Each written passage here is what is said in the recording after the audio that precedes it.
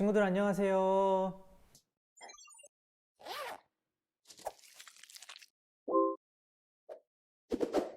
시간이 정말 빨리 흐르는 것 같아요. 벌써 크리스마스가 코앞으로 다가왔어요. 올해 크리스마스는 어디 가지도 못하고 아마도 집에서 계속 보내야 되겠지만 그래도 우리 친구들, 가족들하고 함께 맛있는 거 많이 먹으면서 행복한 크리스마스 보내길 바랍니다. 자, 우리 지난주부터 새로운 공과를 배우고 있죠?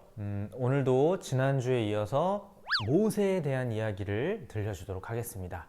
공과는 이과 모세의 큰 실수예요.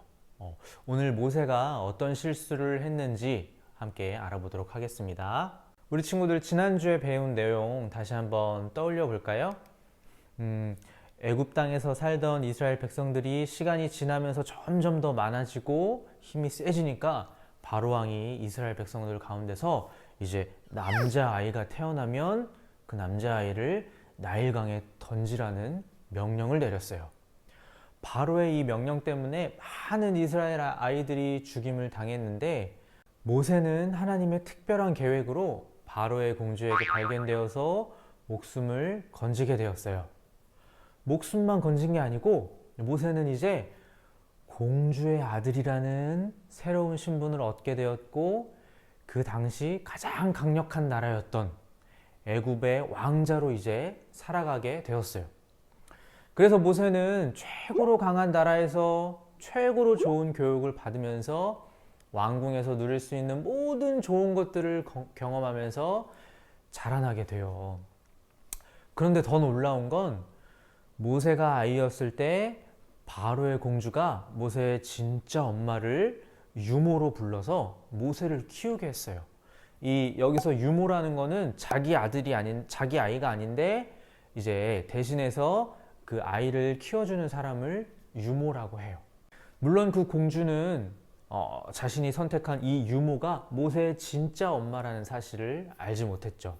이렇게 해서 모세는 애굽왕의 왕자라는 신분을 얻었지만 진짜 엄마를 통해서 자신이 이제 이스라엘 민족이라는 사실을 교육받게 되었고 이스라엘 백성들이 왜 여기 애굽 땅에 살게 되었는지 하나님으로부터 어떤 약속을 받은 민족인지에 대해서 알게 되었어요. 그리고 이제 시간이 많이 지나서 모세는 나이 40세에 장성한 어른이 되었어요. 애굽의 왕자로서 최고의 교육을 받았던 모세는 사도행전에 보니까 애굽 사람의 모든 지혜를 배워 말과 하는 일에 능했었대요. 여기서 능했었다는 말은 능력이 있었다는 말이에요. 그런데 모세는 어렸을 적부터 어머니로부터 배웠던 것들을 잊지 않고 있었어요. 모세는 자신과 같은 민족이었던 이스라엘 백성들을 도와줘야겠다는 마음을 갖게 되어요. 어때요? 모세는 이스라엘 백성들을 충분히 도와줄 만한 사람이었죠? 다른 사람을 도와주려면 도와줄 만한 능력이 있어야 돼요. 그래야 도움을 줄 수 있어요.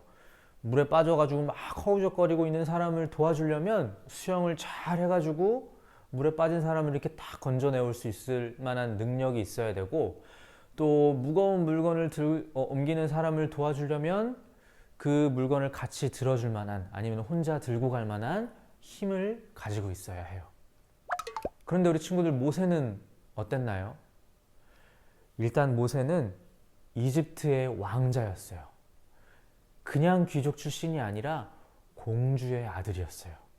그리고 최고로 좋은 교육을 받았기 때문에 말도 지혜롭게 할 수 있고 어떤 일을 해도 능력 있게 잘 처리해낼 수 있는 그런 힘과 능력을 가지고 있었어요. 그래서 아마 모세는 스스로 이렇게 생각했던 것 같아요. 나 정도의 이 능력이라면 충분히 이 이스라엘 백성들을 도와줄 수 있고 내가 만약에 이스라엘 백성들에게 이렇게 도움을 준다면 이스라엘 백성들은 하나님께서 저 모세 왕자님을 통해서 우리를 구원해 주시는구나 이렇게 깨닫게 되겠지? 아마 이렇게 생각을 했었던 것 같아요. 모세는. 그런데 모세는 바로 이 생각, 내가 내 능력으로 도와줄 수 있어 이 생각 때문에 오늘 얘기하려고 하는 실수를 저지르게 되었어요. 모세가 어느 날 우연히 어떤 애굽 사람이 이스라엘 사람을 막 때리는 걸 보게 되었어요. 그리고 모세는 조용히 이렇게 주위를 둘러봤어요. 그리고 주변에 누가 사람이 있나 없나 이렇게 확인해보고 주변에 아무도 없다는 것을 알게 되자 그 애굽 사람을 모세가 때려서 죽게 만들어요. 그리고 모세는 그 죽은 사람을 모래 속에다가 이렇게 잘 파묻어서 아무 일도 없었던 것처럼 아무도 못 봤을 거라고 생각하면서 궁으로 다시 돌아갔어요. 모세는 그 이스라엘 백성을 도와주고 싶은 마음에 이렇게 했었던 거겠죠? 그리고 이제 그 다음 날이 되었어요. 모세가 이제 또 궁 밖을 나가 보니까 이번에는 같은 이스라엘 사람들끼리 막 서로 때리면서 싸우고 있었어요. 모세가 얼른 달려가가지고 두 사람을 싸우지 못하게 뜯어 말리고 모세가 봤을 때 두 사람 중에 더 잘못이 큰 것 같은 사람한테 왜 이 사람을 이렇게 때리냐고, 같은 민족끼리 같은 동포끼리 그러면 되겠냐고 이 사람을 다그쳤어요. 모세는 참 자신감이 넘치는 사람이죠. 어제 애굽 사람을 죽였는데 아무 일도 없었던 것처럼 서로 싸우고 있는 이스라엘 사람들을 말리고 서로 괴롭히고 그러면 안 되는 거라고 말을 해주고 있어요. 그런데 모세의 이 말을 들은 이스라엘 사람이 모세를 밀치면서 누가 너를 재판장으로 삼았느냐? 어제 애굽 사람을 죽인 것처럼 나를 죽이려고 하느냐? 이렇게 말했어요. 모세가 깜짝 놀랐겠죠? 아니, 분명히 그때 아무도 없었는데, 그때 아무도 못 봤을 텐데 어떻게 알았지? 모세는 아무도 못 봤을 거라고 생각했는데 모세가 애굽 사람을 죽여서 이렇게 모래에다 묻었다는 걸 이미 많은 사람들이 알고 있었어요. 사람들뿐만 아니라 모세가 무슨 일을 했는지 다 보고 계셨던 분이 있죠? 바로 하나님께서 모세를 지켜보고 계셨어요. 아무도 모를 것 같았던 이 일이 탈로 났다는 걸 알게 되자 모세는 두려운 마음이 들었어요. 그리고 모세는 이 자기가 가진 능력으로 이스라엘 백성들을 충분히 도와줄 수 있을 거라고 생각했는데 정작 이스라엘 백성들은 모세의 마음을 이해하지 못하고 거부했죠. 두려운 마음 또 거절당했다는 실망감에 모세는 화려한 궁궐을 뒤로 하고 저 멀리 미디안 땅으로 도망을 가게 되었어요. 오늘 공과 제목이 모세의 실수인데 우리 친구들 모세가 어떤 실수를 했는지 이제 알겠나요? 첫 번째 실수, 모세는 하나님의 방법이 아니라 자신이 생각한 방법으로 이스라엘 백성들을 도와주려고 했던 거예요. 모세는 아주 자신감이 있는 이집트의 왕자였죠.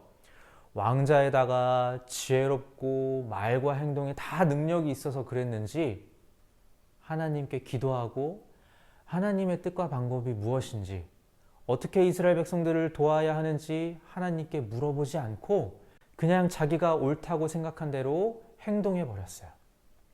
그래서 애굽 사람을 죽여서 땅에 묻어버리면 아무 문제 없이 이스라엘 백성을 도와줄 수 있을 거라고 모세는 생각했어요. 두 번째 실수는 뭘까요? 모세는 하나님께서 보고 계신다는 사실을 알지 못했어요. 모세는 주위를 둘러보고 아무도 없다고 생각해서 자신이 저지른 잘못을 이렇게 덮을 수 있을 거라고 판단했지만 사실은 하늘에서 지켜보고 계시는 하나님을 보지 못했던 거예요. 우리 친구들은 잘못을 들키지 않으려고 이렇게 숨겨본 적 있나요? 머리를 잘 쓰면 숨길 수 있을 것 같은 생각이 들 때가 있죠. 또 그리고 어쩔 때는 정말 감쪽같이 숨겨가지고 부모님한테 혼나지 않고 그냥 넘어갔었던 경험도 아마 있을 거예요.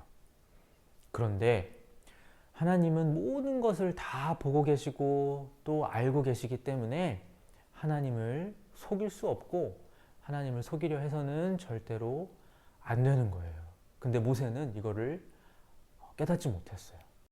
이제 자신감 넘쳤던 이집트의 왕자 모세가 이제 도망을 가서 어떤 모습으로 바뀌게 되는지 다음 시간에 이어서 들어보기로 하고 이번 주 요절을 알려드리도록 하겠습니다.